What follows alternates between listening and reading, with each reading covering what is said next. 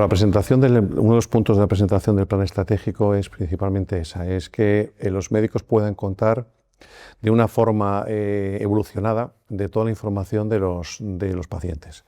En la actualidad tenemos ya un visor, que es un visor que lleva mucho tiempo con nosotros, un visor clínico que le da esa información, pero sí que quisimos dar una vuelta también de la mano de las propias necesidades que planteaba la Consejería de Sanidad y los propios médicos, donde fuera mucho más evolucionada, mucho más sencilla, más usable, donde pudiera tener en tiempo real la información de todos, pues tanto diagnósticos como informes, como resto de información clínica que el médico necesita en cada momento, y sobre todo que se pueda adaptar a lo que realmente el médico quiere en cada momento y tiene que ver, porque no es lo mismo una especialidad que otra, y así nos lo comentaban. Entonces, la gran evolución que vamos a hacer es la historia nueva única electrónica, es eso, es que en tiempo real pueda tener la información en cualquier ámbito dentro del Servicio Madrileño de Salud, cualquier profesional, la información que necesita para atender al paciente. Eso va a evolucionar también porque, aparte de eso, iremos introduciendo nuevas herramientas, utilizando también la parte de inteligencia artificial, pues para hacer de alguna forma resúmenes o sacar la información más relevante que en cada momento requiera el médico. Eso al final es un agregador de información en base a lo que el médico necesita en cada momento, pues le generará un pequeño resumen o una serie de puntos que, para que él tome la decisión y lo utilice pues lógicamente para atender al paciente en cada momento. Bueno, uno de los ámbitos que siempre hemos estado viendo y con las otras consejerías, tanto la de Sanidad como la de Asuntos Sociales, lo que hemos visto es que tanto los trabajadores de un ámbito como en otro, pues muchas veces necesitan información o bien en la parte sanitaria o bien en la parte social para hacer una evaluación continua del paciente. Entonces, hay una comisión ya que estamos trabajando, las tres consejerías, donde se están definiendo qué procesos y qué información requiere cada uno de los profesionales de ambos ámbitos, y lo que vamos a hacer es conectar tanto en la parte de procesos, o sea, en el día a día cómo tienen que trabajar utilizando la tecnología para ayudarles en ese día a día, así como qué información tienen que ver y después, lógicamente, esa información con permisos y de la forma que tiene que ser segura para que el paciente, por un lado, o el ciudadano que está bajo pues modelos de dependencia o en discapacidad o lo que se plantee, pues pueda tener toda la información, el trabajador social o el profesional, para poder tratarle o, en este caso, cuidarle. Para empezar un poco, dentro de lo que comentabas de los pilares que tiene el plan estratégico, uno de ellos es la relación con el paciente, otra es la facilidad y ayudar al profesional para que en cada momento, como decía anteriormente, cada momento tenga toda la información y pueda enrolar o pueda lanzar esas vías clínicas en base al diagnóstico que considere del paciente con toda la información. Después, otra grande que después yo creo que apuntaremos, que es la parte de los datos, la parte de investigación, la parte de medicina pues predictiva y la parte de prevención. Y después ya la última es cómo se conecta con otros entes todo ese conocimiento y esa forma de trabajar. En la parte que apuntabas, principalmente lo que buscamos con la tarjeta sanitaria virtual, partió principalmente de una necesidad en la época post-COVID, que era el propio certificado que todos necesitamos para poder movernos, para poder viajar. Entonces vimos que ahí conseguimos que subiera muchísimo el número de ciudadanos, estábamos, parece que era alrededor del 1.000.000, pero nos dimos cuenta que era un canal muy fácil para poder interactuar con los ciudadanos, con todos nosotros, desde el marco de la sanidad. Entonces trabajando conjuntamente con la Consejería de Sanidad, empezamos a trabajar en el ámbito de toda la relación con la atención primaria, pues todo lo que son citas, todo lo que son información clínica, los informes, la historia del propio paciente, así como recordatorios.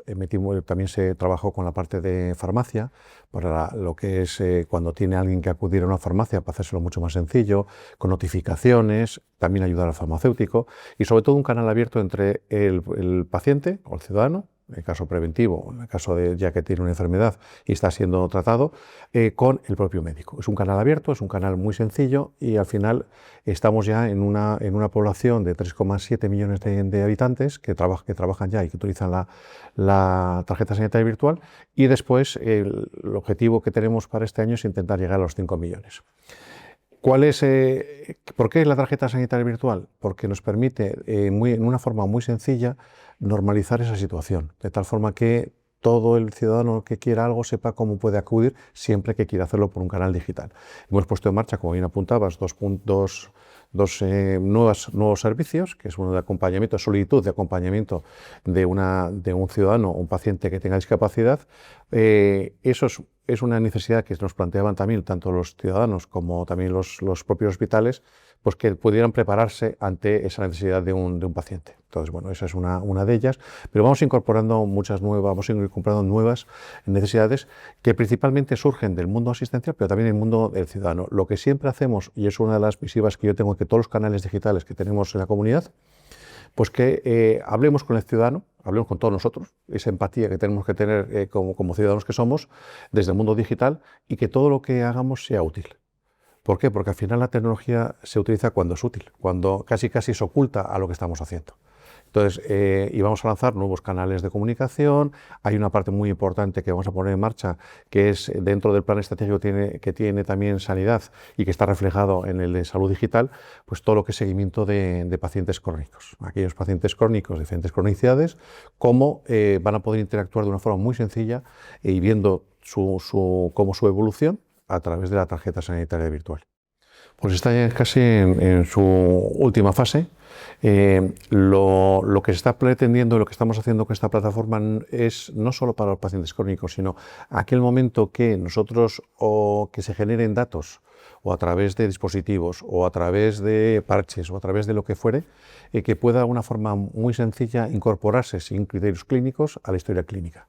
Aparte de hacer un seguimiento y detectar pues, evoluciones pues, no anormales o alertado que pueda trascender o que pueda llegar a la parte clínica para tomar decisiones, también es cierto que se va a incorporar en la propia historia clínica. Si es muy importante, pues son datos que se generan alrededor del seguimiento de una patología de un paciente. Entonces, eso nos va a permitir, pues cuando estás en casa también, pues que te haga un seguimiento si estás utilizado en domicilio. O sea, si te das cuenta, todo ese sistema es un sistema muy importante de recoger información e incorporar la historia clínica, pues para que el propio médico, cuando te atienda aquí o fuera, pueda tener toda esa información.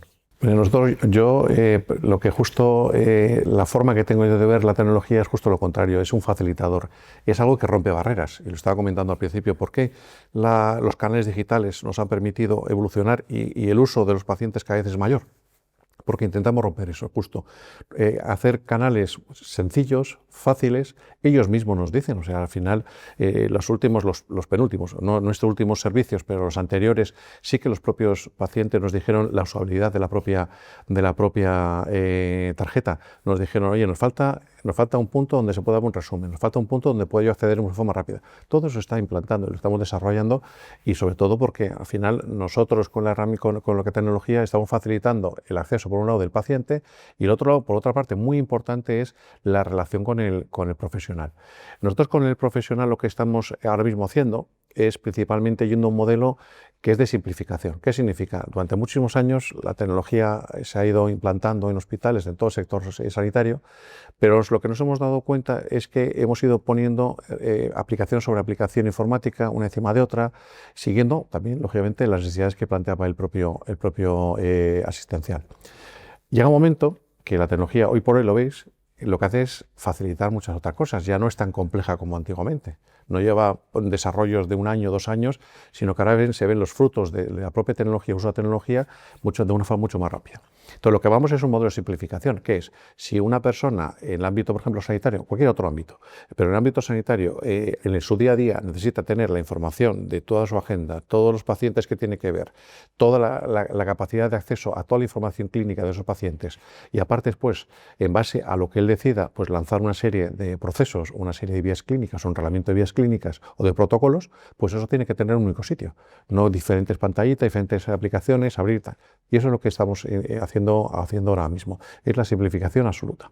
Entonces, si te das cuenta, la tecnología permite reducir una barrera de comunicación paciente-médico, pero también una barrera del propio médico en la utilización de las herramientas diarias, que son las que utiliza pues, para desarrollar su actividad. Pues nosotros la IA con la que estamos trabajando principalmente es la IA tradicional. La IA generativa también se está empezando a hacer pilotajes, más bien para la parte conversacional, todo lo que conocemos que son los chatbots evolucionados que con contexto te van respondiendo, pero la parte de asistencial principalmente va orientado a eso. Llevamos ya un tiempo trabajando y se trabaja en los hospitales ya con codificaciones automáticas, por ejemplo, en base a información del propio acto clínico, pues te lo va codificando. Y en cuanto a enfermedad, también tenemos resúmenes, también se está utilizando la parte de inteligencia artificial. En la parte de imagen lleva mucho tiempo y se está evolucionando mucho en cómo sistemas de ayuda a la toma de decisión en base a utilizar inteligencia artificial en el tema de imágenes, principalmente en mamografías o en otro tipo de placas que se están haciendo. Y entonces esos son sistemas de ayuda a los propios médicos. Lo que es muy importante es que la inteligencia artificial se está consolidando ahora. ¿Qué significa eso? Significa que hay muchísimas diferentes iniciativas, hay que consolidarlas y el propio médico es el que tiene que evaluar, el propio profesión médica tiene que evaluar cuál es el mejor algoritmo en este caso para lo que él necesita. Entonces hay una parte muy importante, aparte de entrenamiento, de evaluación.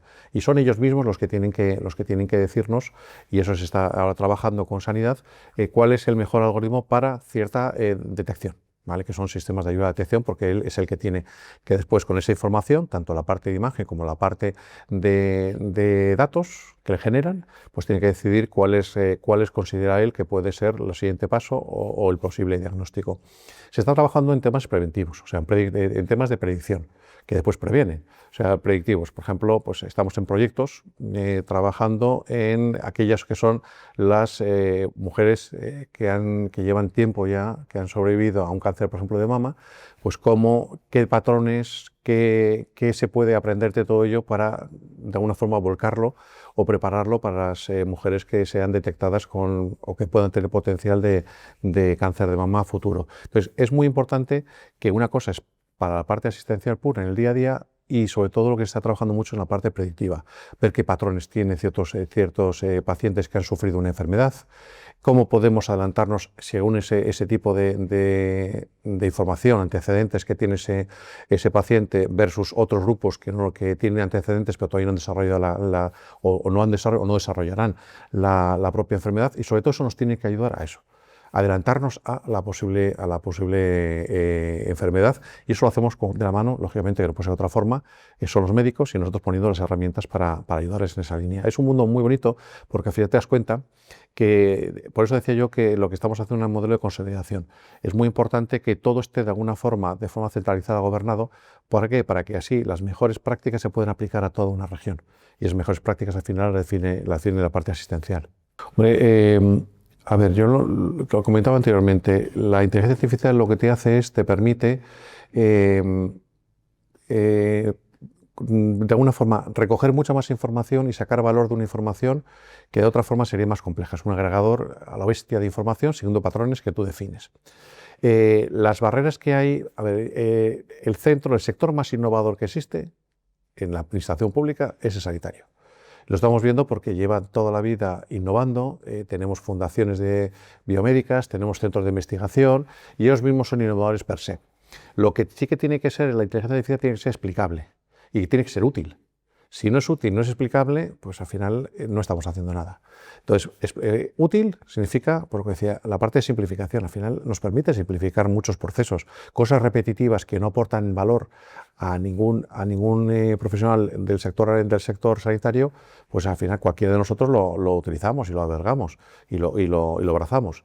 Lo que es muy importante es que sea explicable, que lo que tú estás, las expectativas, yo esto lo voy a hacer yo esto lo utilizo para conseguir este objetivo. Si ese objetivo no se consigue, mal vamos.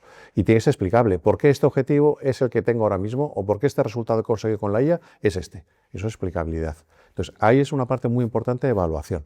O sea, que el propio médico, en este caso, o asistencial, sepa qué es lo que se pretende con ese algoritmo o con esa inteligencia artificial, sea para un tema de ayuda a toma de decisión, sea para un tema de simplificación o sea para cualquier otro tema que quieran poner en marcha. El verdadero motor del cambio, yo lo digo muchas veces, el motor del cambio del uso de la tecnología, en este caso de la IA, son por un lado los pacientes y por otro lado los médicos o los profesionales asistenciales. Son los dos, porque si uno no ve que vale para algo y el otro, cuando en su día a día tampoco lo ve, pues mejor quitarlo. Pero es muy importante que esté gobernado. Y después iremos a la siguiente parte, que son ¿qué es lo importante de la inteligencia artificial? Los datos. Porque sin datos, la inteligencia artificial, hombre, la simplificación del proceso no necesita mucho dato. Es simplemente un proceso cómo se va haciendo y puedes ir utilizando en cada momento, pues cómo te conectas, deja de conectarte. Pero para lo que algoritmo estamos hablando de sistemas de ayuda a la toma de decisión, principalmente lo más importante son los datos. Y eso es uno de los grandes trabajos que llevamos mucho tiempo haciendo ya conjuntamente con Sanidad, es la calidad del dato, que todos los datos estén de alguna forma estructurados, estén albergados en un único sitio. Ahí por eso pusimos en marcha, también a raíz del COVID, pusimos en marcha pues, el lago de datos de la Comunidad de Madrid, es uno de los más grandes sanitarios de Europa y sobre todo porque ahí está toda la información clínica de los pacientes, de todos los ámbitos de la propia Consejería de Sanidad, tanto salud pública como emergencias, como 112, como primaria, hospitales, o sea, está todo ahí incluido. Y sobre eso se crean cosas que son los asistenciales que piden o sistemas de ayuda a toma de decisión utilizando IA para temas preventivos, para medicina preventiva y personalizada, y después también toda la parte de investigación. Bueno, en la Comunidad de Madrid llevamos ya tiempo trabajando, bueno, desde siempre trabajando en interoperabilidad. Actualmente, ¿cómo estamos? Actualmente estamos, todo lo que es la comunicación de los datos clínicos, que tienen que estar lógicamente estructurados, trabajamos con el estándar FHIR de comunicación, con tantos recursos, que son lo que se transmite, que pueden ser, pues cuando tú tienes que transmitir algo, pues es la edad del paciente, información clínica, eso tiene que estar estructurado, que esos son elementos. Y ahí tenemos, el último dato que tenemos de cómo hemos estructurado todo eso, de cara también a lo que decía anteriormente, la historia clínica única, tenemos 11.000 millones de elementos FHIR, es el mayor sistema hospitalario regional de toda Europa que más utiliza el estándar, es una evolución del anterior, que es un estándar ya en la comunicación sanitaria, pues somos la región que más elementos tenemos en toda Europa. Después de eso tienes que traducir esa información, que es la semántica, y ahí trabajamos lógicamente con SNOMED y algún otro tipo de estándar. Y pues lo último es, para que se pueda explotar esa información, pues ahí trabajamos lógicamente con MOP, que es principalmente para el mundo de investigación y para el mundo de salud pública, que es una normalización de información para que todo el mundo hable el mismo idioma. Eso estamos trabajando, estamos así funcionando, y después en paralelo a todo ello, lo que estamos haciendo es trabajando con los espacios de datos. Tenemos espacios de datos internos, para que puedan consumir tanto lo que es el mundo secundario, que se llama, que es el de investigación, que es anonimizado, como el mundo primario, que es el de asistencial puro, en base a modelos que los propios médicos necesitan o información que los médicos necesitan para su día a día. Y ahí estamos trabajando en el modelo que tiene de estándares europeo de espacio de datos. Tenemos en Madrid, se ha creado sobre todo ello, por encima de todo ello, lo que es el espacio de Madrid Health Data Space, que sigue los estándares europeos, y ya están incorporados 4 fundaciones de medicina de los hospitales para que empiecen a trabajar de forma federada y también anonimizada con datos, de fuera que no sea el mundo anterior donde cada uno de alguna forma hacía acuerdos con terceros, sino que ya esté todo a través de una plataforma, que es una plataforma que se ha definido conjuntamente con Sanidad, para que todo el mundo trabaje de la misma forma y que pueda colaborar en proyectos de investigación, tanto internos como externos. Nosotros llevamos muchísimo tiempo trabajando en ciberseguridad, porque como bien apuntas, al final es cierto que al final los ciberataques, principalmente a las administraciones, pues van en el robo de datos. También es un tema reputacional, pero el robo de datos de los ciudadanos. Los datos clínicos son datos pues, que tienen mucha información, muy sensibles, y llevamos muchísimo tiempo trabajando en todas, y con la evolución de la ciberseguridad. Lógicamente invertimos muchísimo dinero, de ahí mucho de los viajes que estoy haciendo, viendo qué se está implantando a nivel de gobiernos en otros países para poder securizar todo lo que es una administración. Lógicamente la sanitaria de las más importantes, también la social y educativa, pero bueno, por toda la información, y bueno, casi todas, porque también justicia. Al final te das cuenta que donde hay datos sensibles es donde hay que trabajar. Estamos trabajando en modelos que llamamos de confianza cero, o sea, no nos confiamos, que se llama Zero Trust, que lo que hacemos es securizamos al máximo, de tal forma que en el caso, primero, lo que tenemos que hacer es controlar, detectar, en el caso repeler, y en el caso que mitigar, en el caso que haya algún problema, porque tenemos miles de ataques, pero sobre todo mitigar, y ahí estamos en el tema de confianza cero, de tal forma que en el caso hipotético que ocurriera algo, pudiéramos encapsular muy rápido el propio ataque y dejarlo en nada. Tenemos sistemas estamos poniendo todas las barreras posibles y las que existen actualmente, tanto en la que son la superficie de exposición a Internet, con todas esas aplicaciones que tenemos expuestas. Ahí está la parte de Zero Trust. Después tenemos toda la parte interna de cómo se usa y qué información, quién utiliza la información y que nadie saque información del sistema sin que tenga autorización para ella. Se hace un trazado completo y después en la parte de investigación, por ejemplo, está todo anonimizado. Todo aquello que haya que anonimizar, se anonimiza, se sabe quién lo utiliza, hay que pasar una serie de filtros y controles y autorizaciones y está de alguna forma todo trazado. También es cierto que de frente tenemos a gente que también está utilizando inteligencia artificial para atacar. Entonces hacen ataques por fuerza bruta, que al final lo que hacen es lanzan los robots contra sistemas, contra lo que es expuesto en el mundo exterior, hasta que lo tumban y cuando se levantan pues buscan gateras o opciones para poder entrar. Pero hay una parte, esa es la parte tecnológica, pero hay una parte muy importante que es la sensibilización. Estamos haciendo muchísima formación interna para sensibilizar a todos los empleados que tengan cuidado con las contraseñas, por ejemplo, suplantación de identidad, que no utilicen contraseñas o que no sepan contraseñas que utilizan internamente. Para eso también se pone en marcha el doble factor, como el que tenemos que nos llega cuando nos llega, por ejemplo, de los bancos que tienes que hacer una transacción, o de propia Hacienda, pues eso es el doble factor. Y después que toda la información que se haga y se utilice sea interna. Por eso es muy importante los espacios de datos, donde solo se federa datos, que significa que doy acceso a un dato anonimizado o no anonimizado, principalmente anonimizado, pero solo para un uso, y no salen de ahí. O sea, esas cosas son las que estamos trabajando y, lógicamente, pues estamos securizando al máximo y siempre implantando nuevas herramientas a medida que saliendo, porque al final esto es una evolución constante y la inteligencia artificial, una de sus grandes parcelas es la ciberseguridad.